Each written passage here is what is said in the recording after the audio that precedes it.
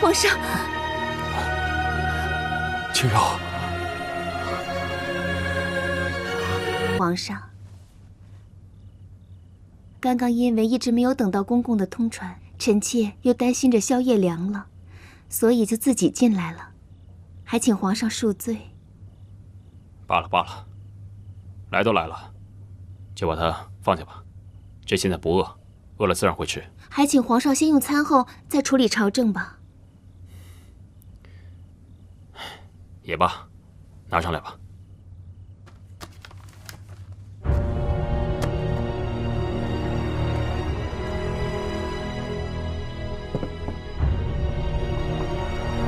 臣妾伺候皇上吧。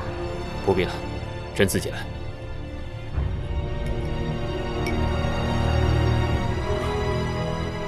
味道如何？臣妾费尽多年，手艺也生疏了，不知道还合不合皇上的胃口。很好，有劳你了。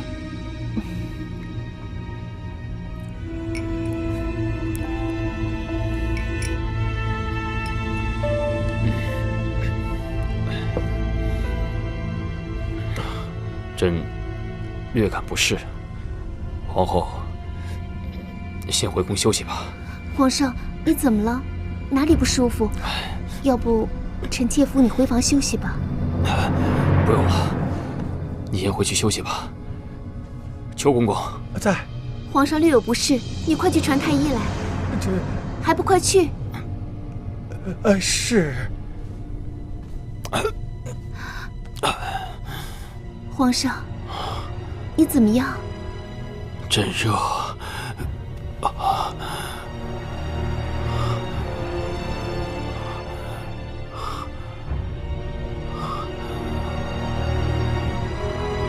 皇上，青柔，青柔，怎么是你啊？你怎么会在这里？皇上，我是依允呀。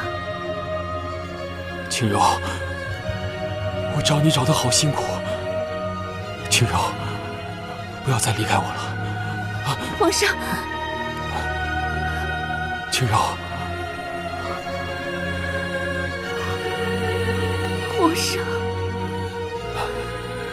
你回来就好，青柔，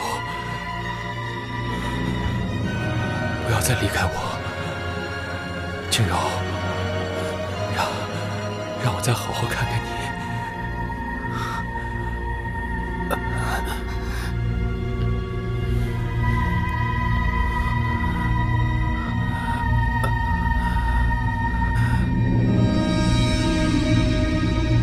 你不是青柔，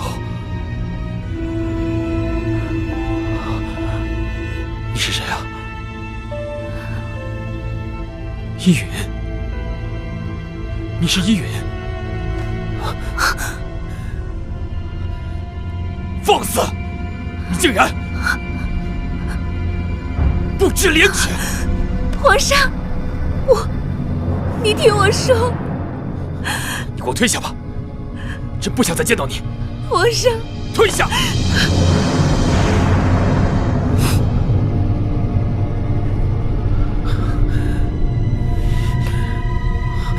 臣妾告退。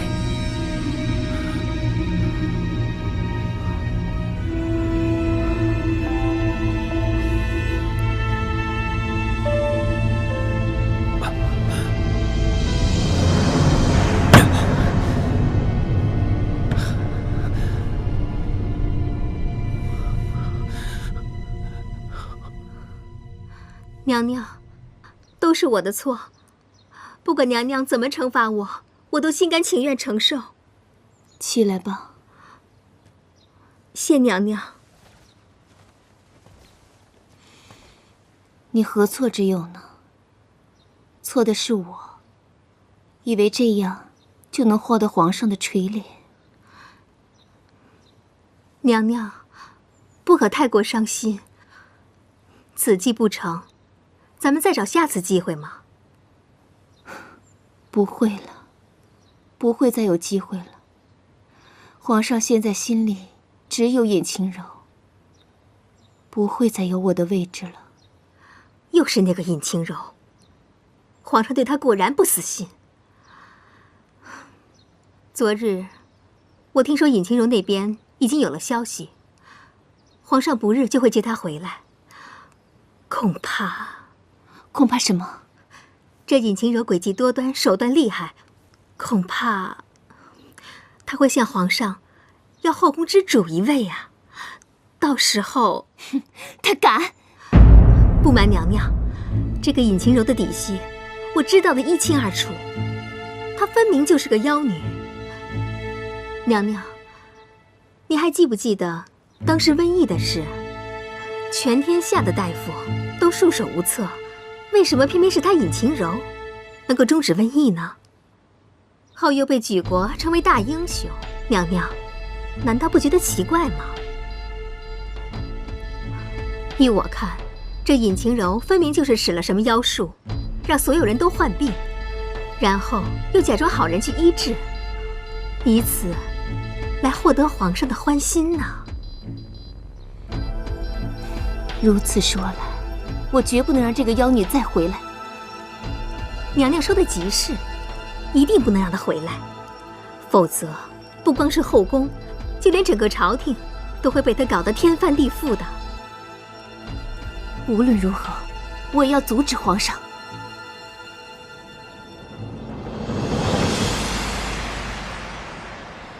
皇上，今日这天气晴朗，您看这宫里的百花都盛开了。参见皇上。跑什么呀？慌慌张张的，不知道这皇宫里头不能乱跑吗？真是一点规矩都不懂。还请皇上恕罪，是皇后娘娘刚刚在御花园不慎扭伤了脚，奴婢是着急去传太医，才不小心冲撞了皇上，还请皇上恕罪。她扭伤了脚，有大碍吗？皇上，要不要去看望一下？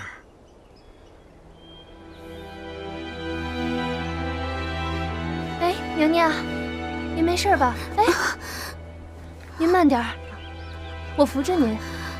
哎，皇上您怎么来了？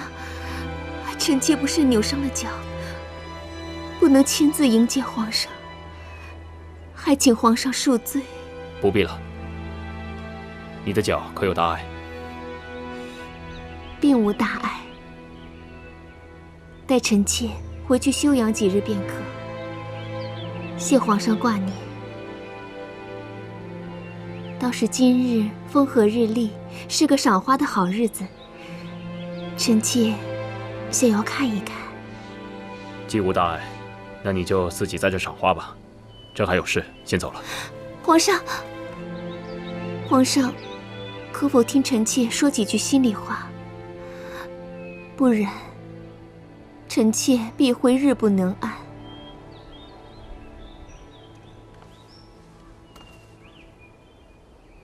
你们都下去吧。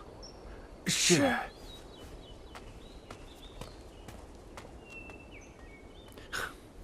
你说吧。皇上，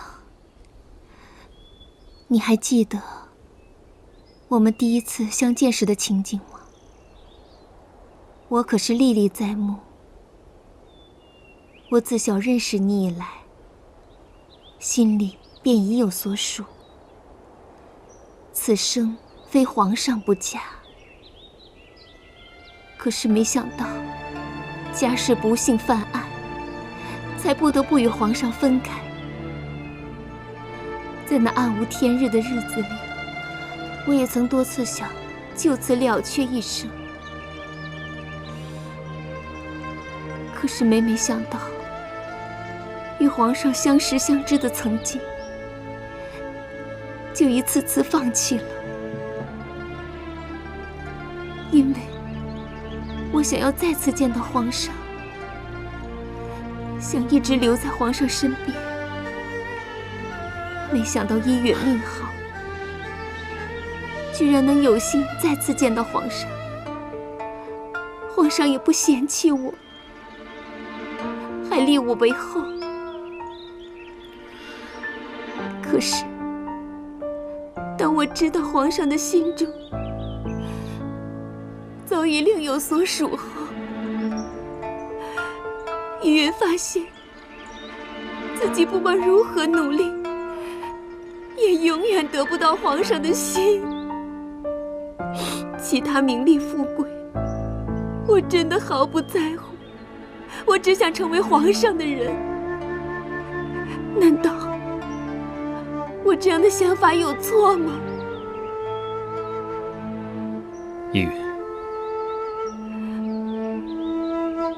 是我辜负了你，可我已心有所属了。也许这就是命中注定吧。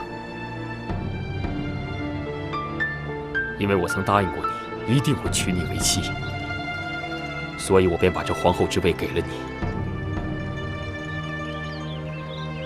也许我能补偿你的，就只有这么多了，其余的，言其无能为力。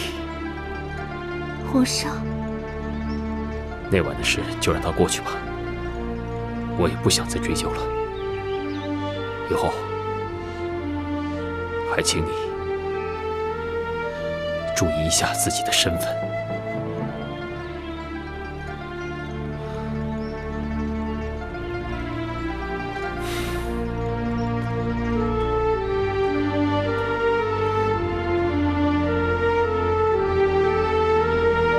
秦柔，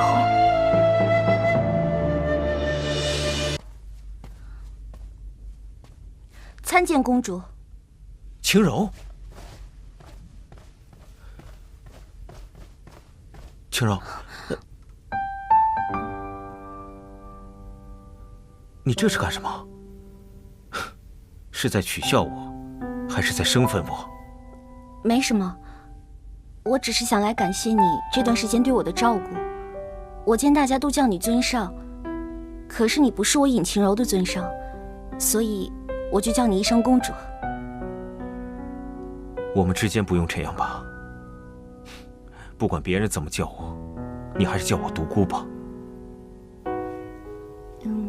小的可不敢，万一说错了话，那岂不是要身首异处啊？你呀，看来你身体好的差不多了，都开始说笑话了。身体是好很多了，谢谢你。不过，我不是在开玩笑。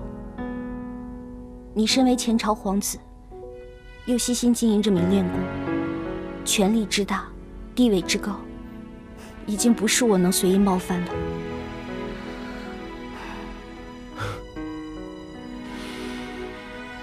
在外人看来，我独孤拥有着华丽的外表，可有多少人能知道，在华丽外表之后，有多少心酸呢？当年国破家亡，祖母带着我父亲浪迹天涯，天下之大，却没有一个他们容身的地方。堂堂皇后之尊，却要与下人一样，洗衣做饭，每天干着粗活累活。直到我继承了复国使命的那一刻，我们独孤氏的财力才慢慢有所好转。可是为了复国，我从小就开始勤练武功，还有学习拳术之道。每日活着的理由，除了复国还是复国。我的心也变得像这地宫一样阴冷灰暗，从来没有体会过什么才是真正的快乐。可是，就在那日我遇到你，当我看见你肆无忌惮笑的时候，我才知道这个世界上是有美好事情的。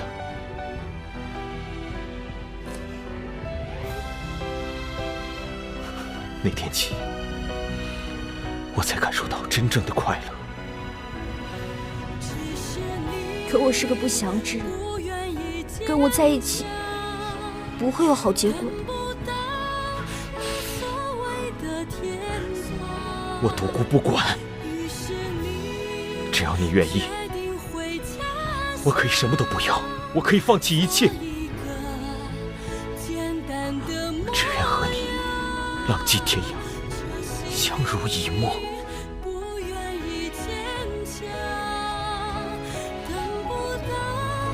独孤，你不要这么说，你的心思我全部都明白，只是我。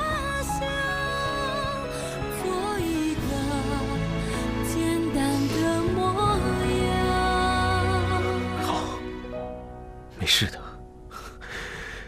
青柔，我会等你，等你心里有我的时候，我们再一起走。说的假象，到最后散场。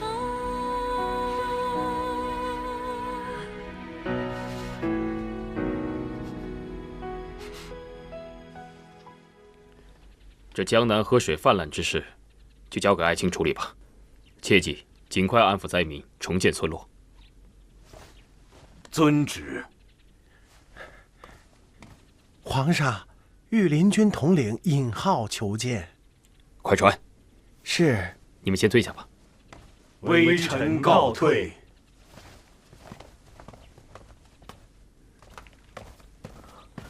皇上，如何？有消息了吗？臣多日打探，不负皇上厚望，已有消息。快说。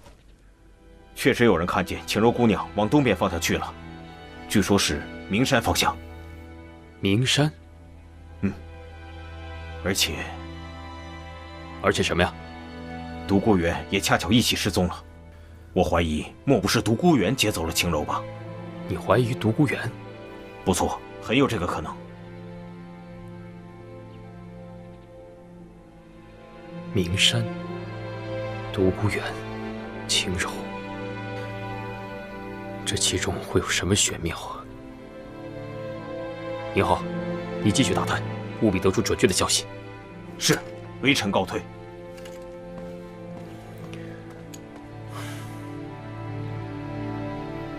晴柔，我一定会找到你的，你等着我。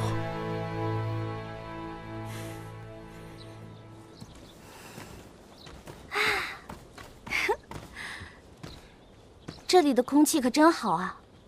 像在我们家乡那边啊，想要呼吸到这么新鲜的空气，那可真是不容易。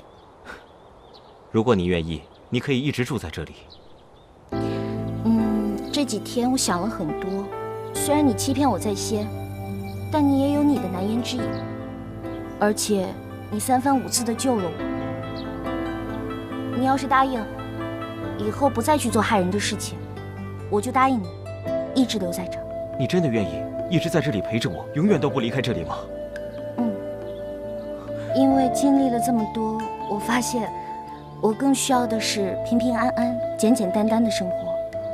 这里挺适合我的，所以，独孤，我希望我们现在只做普通的朋友，就像以前那样，轻轻松松、快快乐乐的，好吗？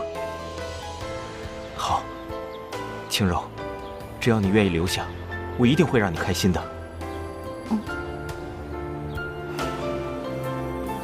哎，你看，那花多漂亮！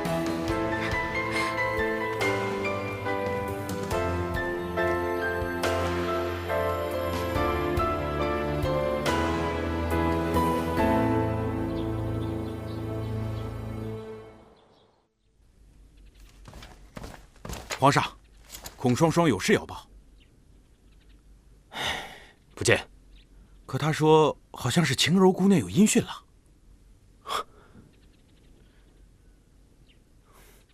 让他进来吧。是。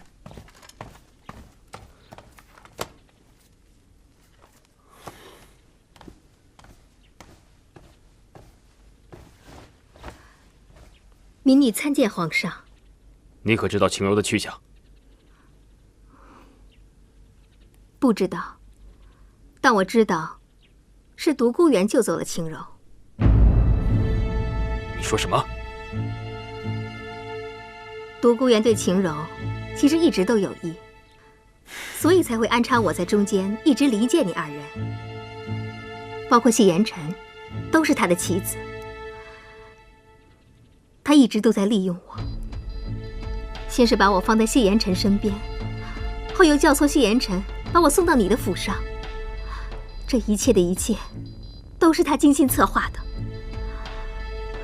如今，他见我已经没有了利用价值，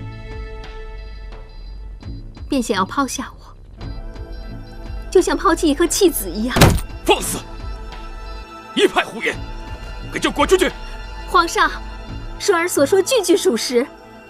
皇上如果不相信的话，大可抓到独孤园，当面问清楚。滚！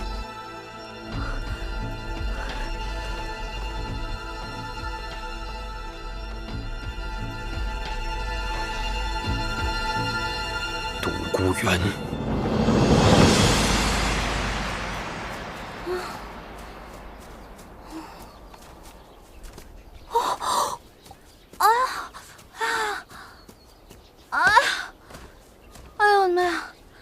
不行了，我真的走不动了。是你叫我出来晨运的，怎么，才走了1个山头，你就不行了？我跟你可不一样，你是习武之人，你走3个山头都没关系。好吧，既然累了，那你就休息一下，我们一会儿再走。能不能不走了？我身体还没好呢。让你每天徒步行走，就是为了锻炼，这样你的病会好得快一些。再坚持一下嘛。好吧。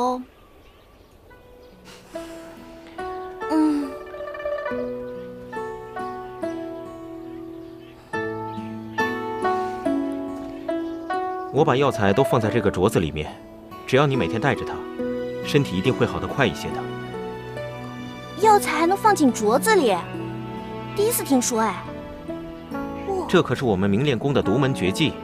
那你们明炼宫的绝技还挺奇葩啊。奇葩？奇特，口误。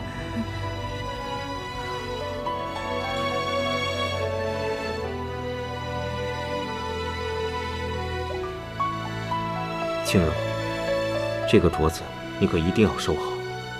只要你带着它，就能让明炼宫所有人都听你的号令，他们拼了性命都会保你周全。就算将来我有什么意外，你都可以随时号令明炼宫上下。是哀家糊涂啊，听信了谗言，哀家对不起琪儿，更对不起晨儿啊。若不是哀家，晨儿也不会一时糊涂铸成大错，被贬为庶民，流落在外呀。这一切都是我这个做母亲的错。好在琪儿她是个好孩子，相信她将来也一定是一位好皇帝。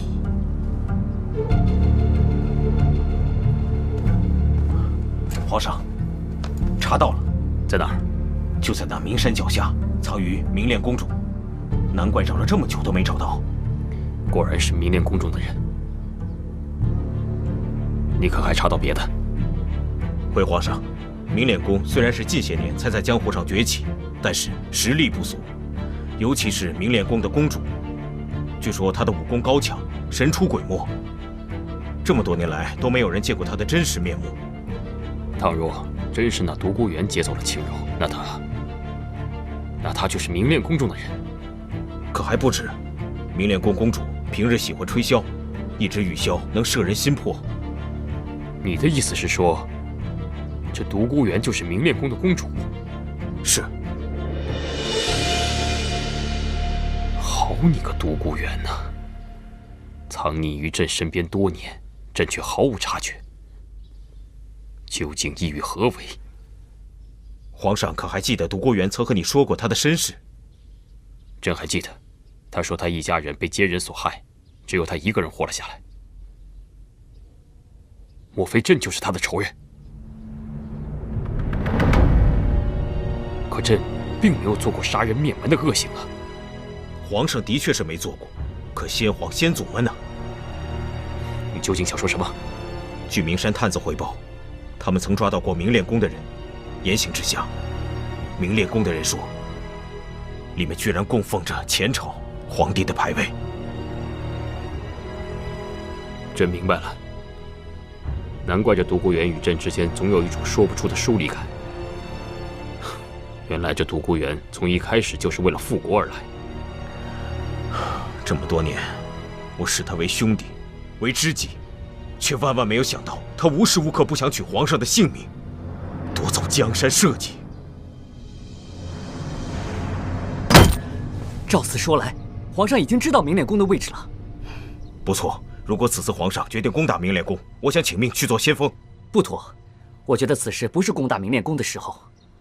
皇上刚登基不久，先应该稳住朝纲，而并非大兴武力。如果为了区区一个江湖门派而动用了大量兵力，必将会引起满朝文武的不满。四王爷虽然说的有理，但是恐怕皇上是非拿下不可。我知道，三嫂至今生死未卜，难免皇兄会急于攻打。其实我也想早点找到他，但是三哥已经登基，有些事情也是身不由己，他不能再像以前那样不顾后果的意气用事了。四王爷不必过于担心，皇上他自有分寸。其他事情我不担心，可是事情一落到秦柔身上，他就没有什么理智可言了。说来也是，你我一定要阻止皇上，到时候我一定要去当先锋。但愿我能劝得住吧。在花别旧深秋，窗前明月独坐，不会说再不说，眼泪划过而我，你不再为我，我不再难过，就这样结果。也许只是眼角无语的一瞥，就注定了你我。那雨一直滂沱，无言雨水滴落，思念对谁说？也许只是眼角无语的一瞥，就注定了寂寞。就算你远走，我还站在原地，傻傻的等候。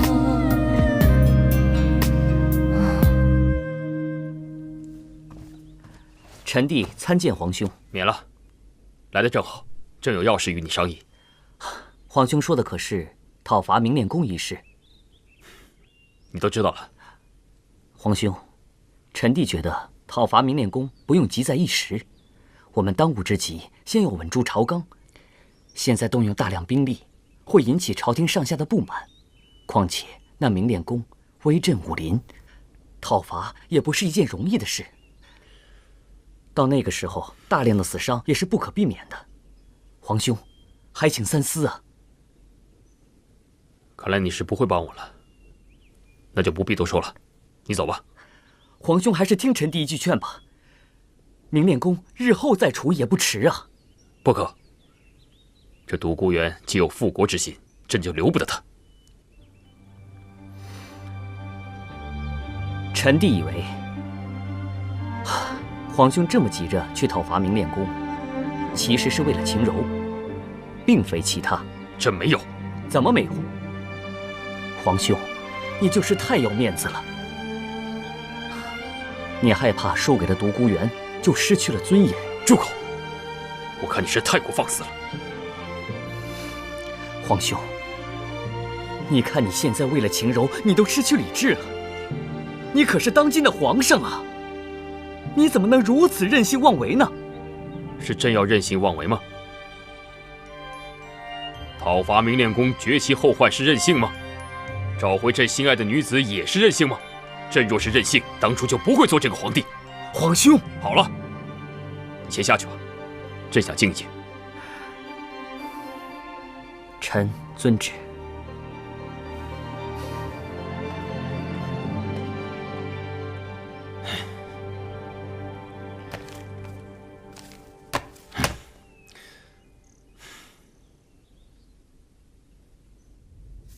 一个丁老头欠我2鸡蛋，他说3天还，我说4天还，绕了一大圈。你来啦！你快看我画的画。你画的，这是你祖父吗？不是啦，这是丁老头。哎，你过来坐下，我来教你画，特别简单。丁老头。一个丁老头欠我2鸡蛋，我说3天还，他说4天还，绕了一大圈儿，买了3根韭菜，花了3毛3。哼，简单粗暴吧？青柔，其实我想问你，这段时间以来我对你怎么样，你也很清楚。现在你的心里能容下我吗？独孤，你现在能不能不要问这个问题啊？如果回到最初我们刚认识的时候，你还会选择谢言齐吗？独孤，你今天怎么这么奇怪，净问一些不可能的事儿啊？世界上有钱也买不到的就是后悔药了。如果我能选择的话，我选择我从没来过这里。青柔，你今天为什么不带镯子？哦，我洗澡的时候把它摘下来了，怕坏了。镯子是不怕水的，你还是戴着吧，对身体有好处。好吧。那你先忙，我先走了。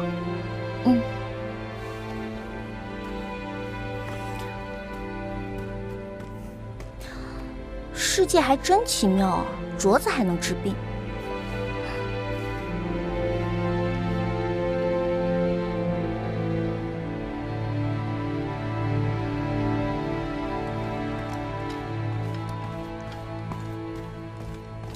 尊上，什么事？宫里传来消息，皇帝已经派了官兵接近这里，可能近期就要攻打明炼宫。终于来了，吩咐下去，做好应战准备。是。对了，还有，不要声张，一定不要让青柔发现有任何的异样。是，属下这就去办。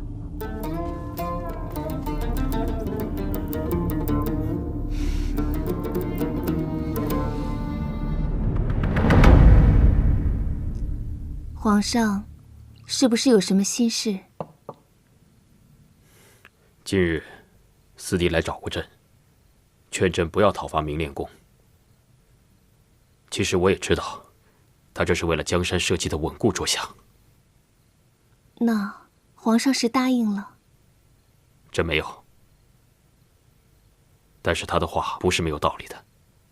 皇上，明炼宫是非伐不可的。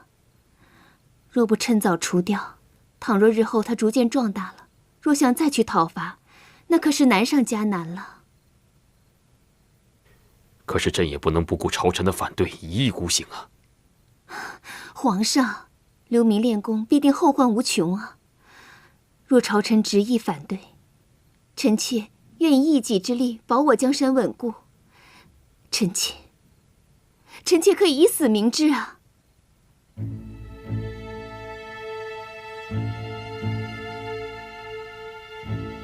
皇上为何这样看着臣妾？朕记得，你以前性子一向谦和，而且从不理会朝事，为何偏偏今日对讨伐明炼宫一事如此上心，态度如此坚决？皇上也说了，那是臣妾以前呀。臣妾毕竟遭逢过巨变，方知害人之心不可有的道理，但是防人之心也不可无啊。况且现在臣妾贵为皇后，理应为皇上分忧，为江山社稷尽忠。既然那明炼宫威胁到江山社稷和皇上的安危，臣妾就算是拼了性命，也愿为皇上除掉这个心腹大患。皇上，你应该知道，在臣妾的心中，你是最重要的。也罢，不过随口一问，你无需如此伤心。不过，于公于私，这明炼宫，朕都留他不得。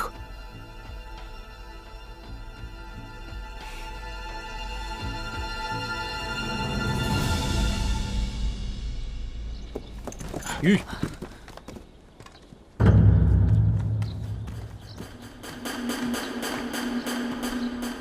独孤远，朕视你为知己多年，你就是这样对待朕的吗？哼，谢延启，这就是你我的宿命。既然这样，我也不会手下留情。今日我们就来做个了断吧。哼，好啊，我也正想会会你呢。你们都听着，今日是我与独孤元二人之间的事，没有我的命令，谁也不许出手。皇上，这是圣旨。是，臣遵旨。你们也都听好了，今天我要是死在他的剑下，我明炼宫从此绝迹江湖。你们保护好尹姑娘。是。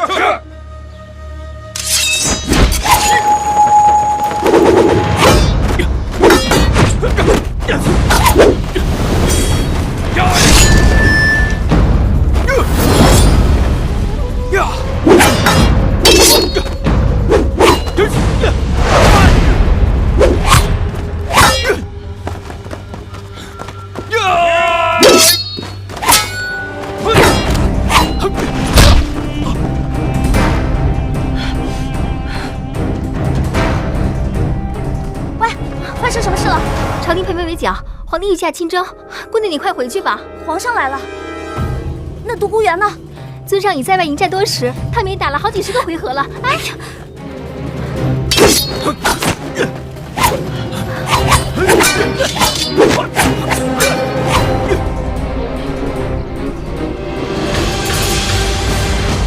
这个镯子是母亲传给当家媳妇儿的标志。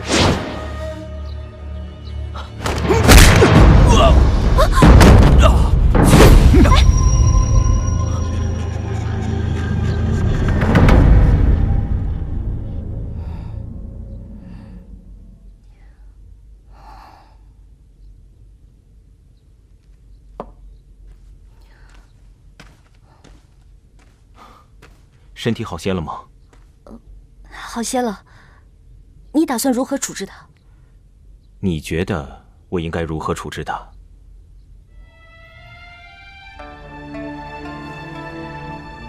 虽然我已经与他恩断义绝，此生不再往来，但是还请你放了他，因为他毕竟是当今圣上，而且他还是一位爱民的好皇上。倘若你杀了他，那就是冒天下之大不韪。就算有朝一日你当上了皇上，那天下的百姓也不会被你折服。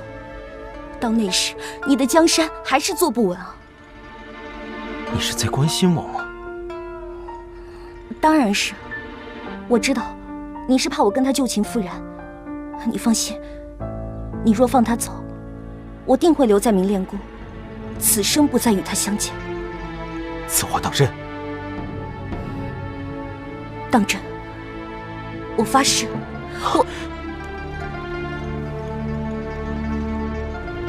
我不用你发誓，我相信你。我答应你，我会放了他。真的？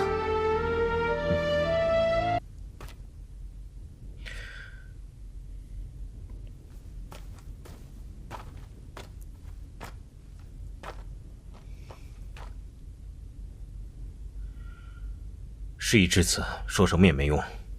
你走吧。我既然来了，若是见不到晴柔，我是不会走的。晴柔她是不会见你的，毕竟是你当初抛弃了她。我没有。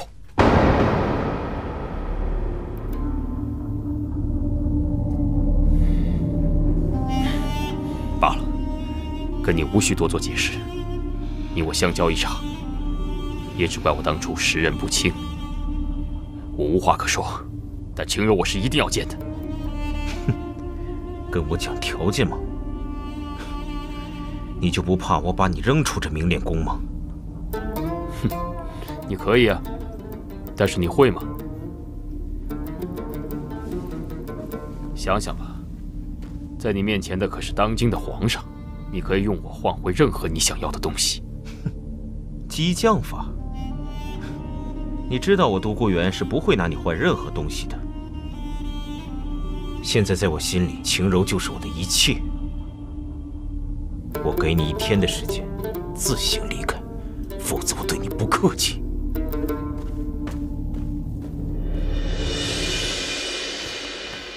那个人他走了吗？没，他还没走呢。他怎么不走？活该，爱走不走。哦，对了，他说什么没有？他说啊，他不走，就算把他扔了也不走，换东西也不走。他说要见到姑娘你以后才走，哪怕就说几句话呢。因为不说清楚，他走了也不会甘心的。都已经来了，不达目的绝不罢休。好了，你下去吧，我知道了。是。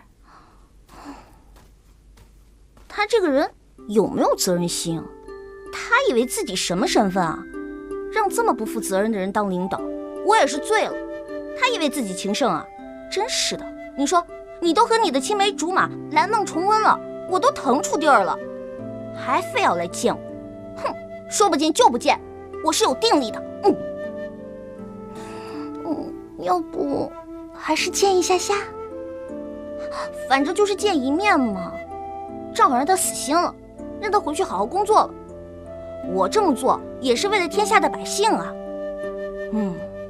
就这么愉快的决定了。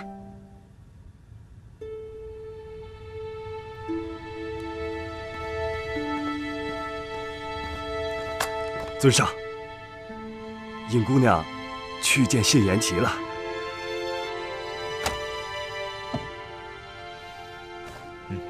这个机会我可以给你们，同样也是给我自己。青柔，希望你不会让我失望。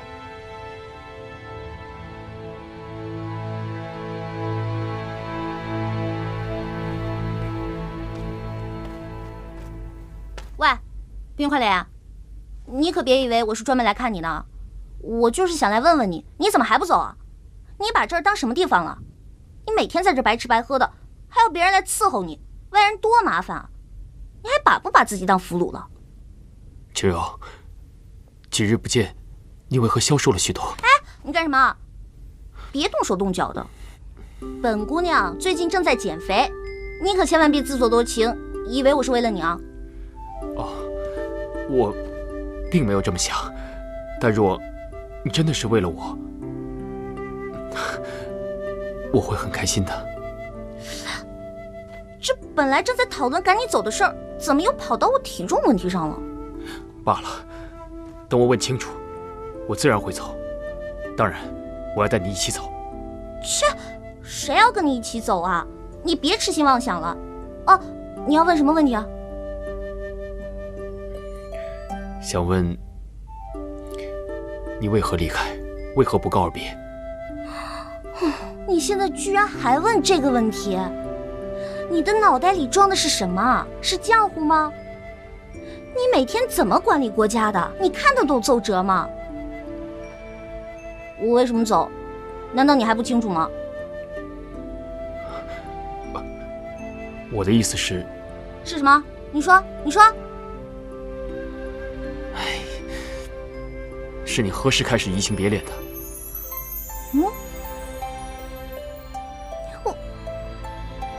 哎呀，尹姑娘，你该吃药了。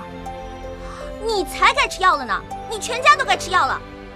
本姑娘现在好得很，我现在胃口大开，早上还去爬山。这药我不吃了。姑娘，您就别为难属下了。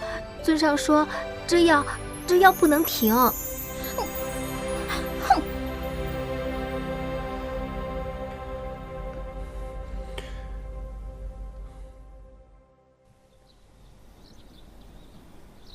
娘娘，刚才几位大臣说明日再来商议。皇后娘娘，您可要尽快做出决定，国不可一日无君呐！哼，他们那几个，没一个能拿得出主意的。一有什么三长两短，就会把责任推到女人的身上。双儿姑娘求见。快宣。双儿见过皇后娘娘。无需多礼。哀家真的后悔当初为皇上提议去攻打那明炼宫，不然现在皇上也不会被扣押在那阴冷的宫中。娘娘千万别这么说，凡打仗之事都是瞬息万变，我们谁也不知道会发生什么事情。再说，那明炼宫若不攻下，他们迟早会反。依我看，现在正是一举踏平明炼宫的绝好时机啊！娘娘您想，如今解救皇上于水火之中，实乃从龙之功啊！我军将士必会拼命。再说那明炼宫就算再厉害，也不过是个江湖帮派罢了，又怎么可能敌得过我军兵马呢？不好，皇上亲征都没攻下来的明炼宫，想必那里一定是有什么奇门遁甲之术，是不为我们所知的。退一步讲，倘若我军真的攻打进去了，万一对方与我军来个鱼死网破，伤害到皇上可怎么办？所以我是不会同意的。娘娘，战前发生什么，我们谁都不知道。皇上文武双全，天妒英才，又怎么会这么容易失手被擒呢？依我看，这说不定就是他欲擒故纵之计。也许皇上此刻正等着我们出兵，好里应外合，一举打平明炼宫呢。罢了，现在我们没有皇上的任何消息。倘若真的如你所说，那皇上定会派人送书信来的。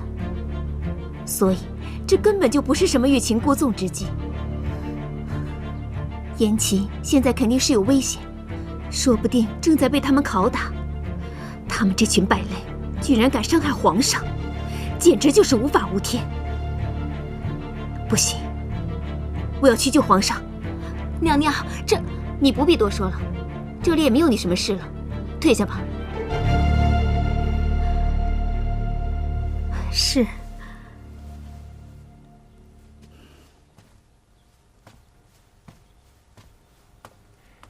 皇后娘娘，这个双儿姑娘怎么总是劝我们去攻打明炼宫呢？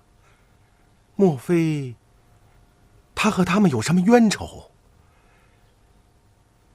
奴才斗胆劝娘娘一句，切不可跟这个双儿姑娘走得太近呐。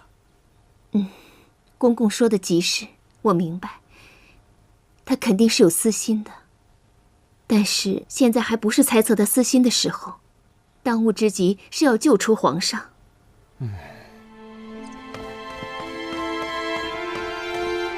参见皇后娘娘。四弟，快快平身。谢娘娘。现在几位阁老都在逼我做决定，如今皇上又不在宫中，四弟便是这宫中唯一的先皇嫡子，所以我还是听四弟说说现在该如何是好吧。娘娘，莫要着急。臣与皇兄都与那独孤园交往多年，此人能隐忍这么多年，想必定会做出对自己有利的抉择。以臣弟看来，皇兄现在应该没有危险。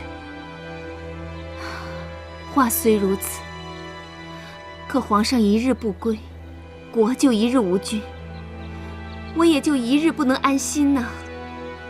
依我看，不如你我去见一见那独孤园，问他到底有何企图，究竟是求财还是求物？无论怎样，我们都满足他，只求他尽快交出皇上啊！娘娘，莫要操之过急呀。臣弟理解娘娘此刻的心情，其实臣弟和娘娘一样担心皇兄的安危。不如怎样？不如我这就与尹浩一同前往明炼宫，打探一下那独孤园究竟是为了什么，再伺机救出皇兄。您意下如何？这样也好。好，臣弟告退。快去。日落西山红霞飞，战水大坝把银归，把银归。胸前红花映彩霞，愉快的歌声满天飞。谢公子，尊上有请。啊，知道了。愉快的歌声满天飞，咪嗦啦咪嗦。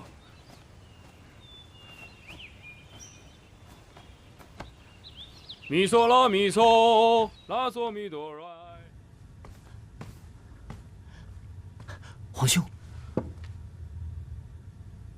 你怎么来了？宫里一切可好？宫里尚且稳定。皇兄，你没事吧？我？你看看我，我像不好的样子吗？我不知道有多高兴，你放心吧，待我处理完这件事情之后，自然就会回去的，是吧，独孤兄？皇兄，娘娘终日挂念于你，还是尽快回宫为好。你若还当我是皇兄，就立刻回去，我自有打算。对了，这个你先拿回去，回到宫里再打开看。皇兄，此乃皇命。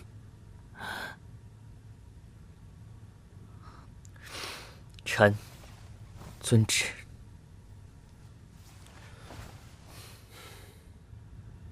独孤元，你若敢动我皇兄一根汗毛，我定将这明炼宫夷为平地。随时欢迎。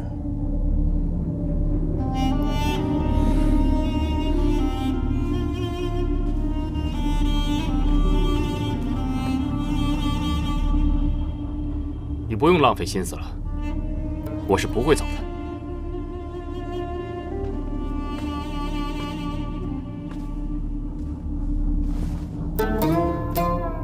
谢延吉只顾沉溺于儿女情长，竟如此胸无大志。若是我此刻用他去做交换，哪怕是半壁江山，不，哪怕是几座城池，也能作为我复国的第一步。不行，倘若这样，青柔会如何看我？他一定会认为我是一个卑鄙小人。也罢，我若如此儿女情长，和他谢延吉有什么区别？历史从来都是给赢家书写的。若我真能复国，谁会在意我手段卑鄙？皇上说什么了？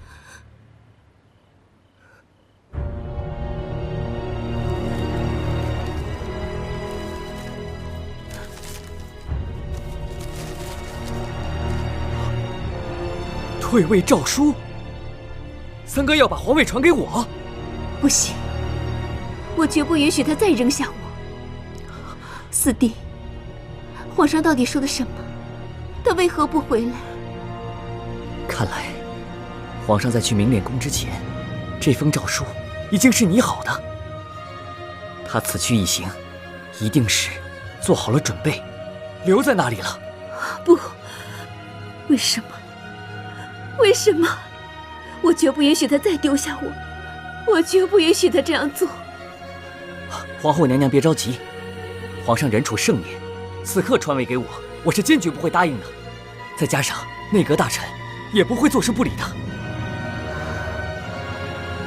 四弟，你帮我安排一下，我想见见独孤远。就再帮我一次吧，四弟。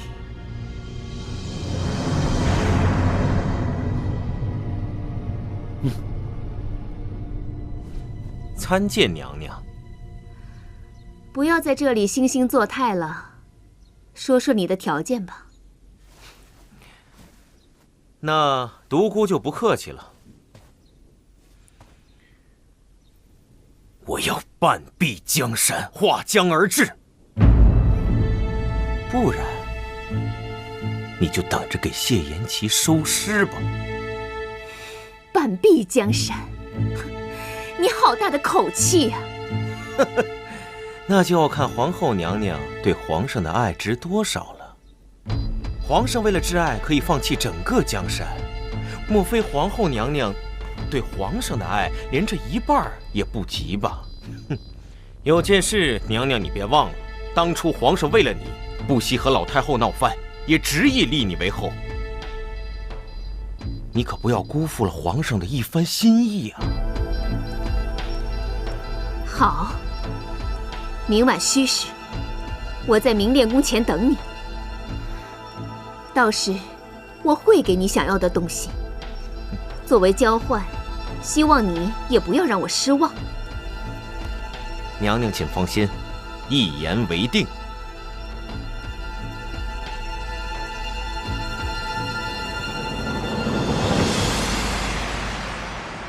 仙琪，咦，什么味儿啊？青柔，青柔，你来了。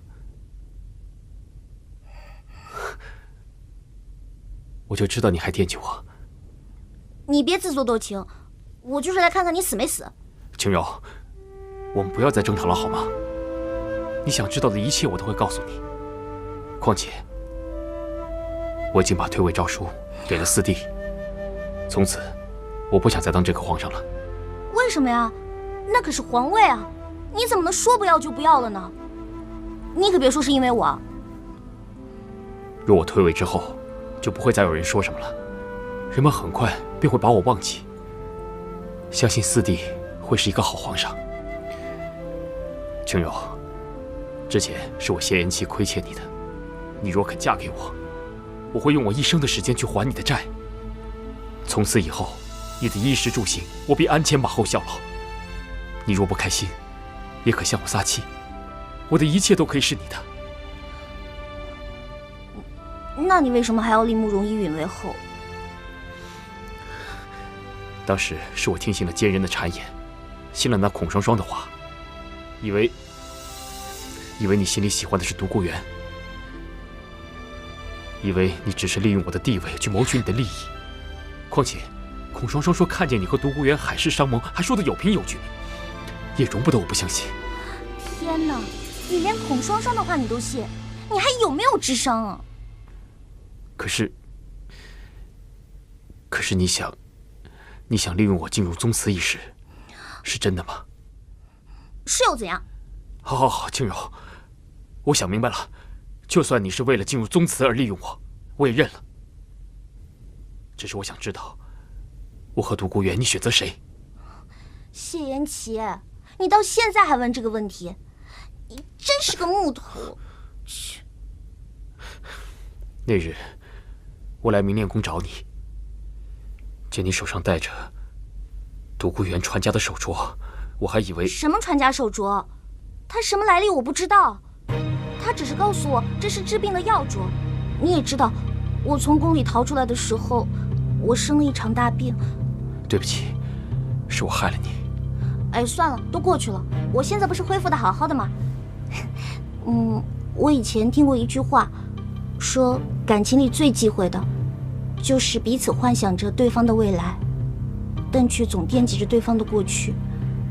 是我当初不够相信你，你也不够相信我。青柔，这几日我想明白了一件事，你和我是上天注定要走在一起的。我们今后一定要彼此信任，不辜负上天对我们的这份安排。哦，对了，这里不是久留之地，我们还是快走吧。好。青柔，你为什么会在这儿？我是看看他干活干得怎么样。看来干得还不错哦。活蹦乱跳的，比兔子还欢实。看也看完了，你还留在这干什么？你出去吧，我要备膳了。不用你备膳，我已经让下人准备好了，一定不会比你御膳房的差。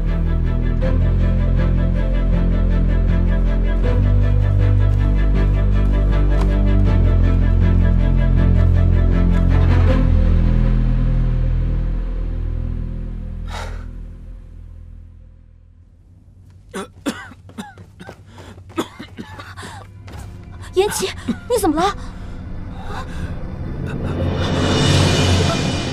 你不要吓我，我们说好在一起一辈子的。我中毒了，是今晚的饭菜。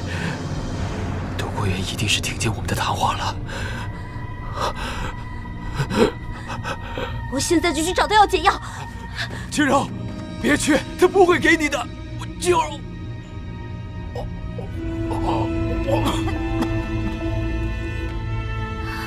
独孤元，你为什么要下毒？我给了他机会，3番5次劝他走，可他执意不肯离开，那就怪不得我了。你复国的念头到我这里已经是第4代了。我从小就被寄予厚望，而我也努力了那么多年，哪怕有一点小小的进展，我都会非常高兴。可是复国这个梦想实在太艰难了，我可能一辈子都不会实现。想想那些跟随我们多年的家族死士们，你知道我当初为了你放弃这一切的时候有多痛苦吗？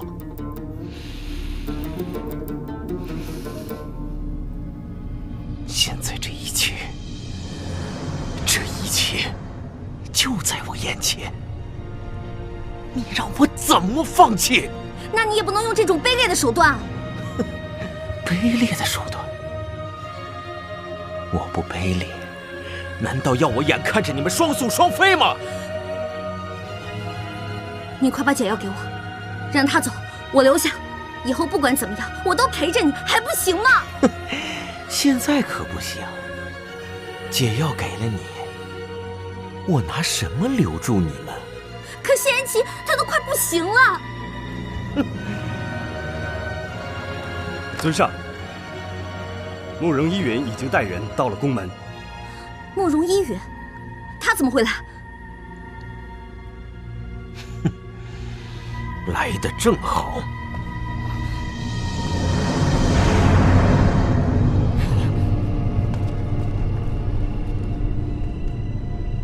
我要见皇上，确定他的安危之后，才可答应你的条件。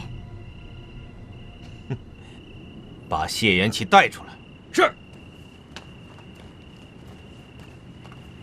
皇上，依云，你怎么了？依云，你怎么来了？娘娘别急，他只是中毒而已。什么？独孤远，我们的约定可不包括你能伤害皇上。娘娘息怒，此一时彼一时。我若不是用毒拖住皇上，他早已与这位尹姑娘双宿双飞了。你应该感谢我才对。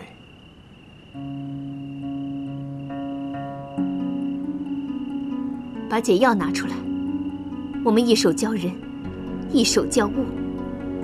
我要的东西呢？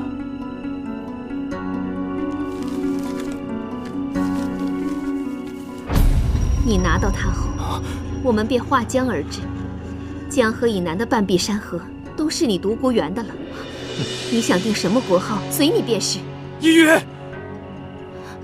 此事万万不可！你若这样做，我在九泉之下，如何面对列祖列宗？你作为我朝的皇后，你也会变成千古罪人的。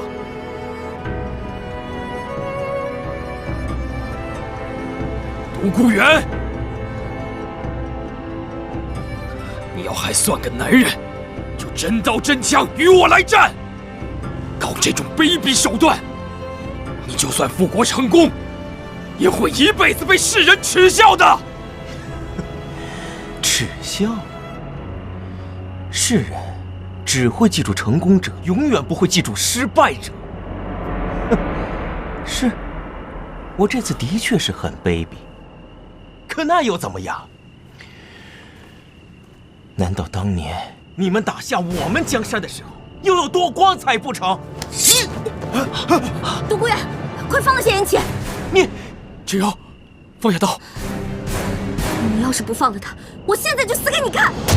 芷柔，芷柔，芷柔，放下刀！芷柔，你。芷柔，把刀放下！放了他！把刀放下，芷柔！芷柔！芷柔，把刀放下！快！芷柔！芷柔！解药，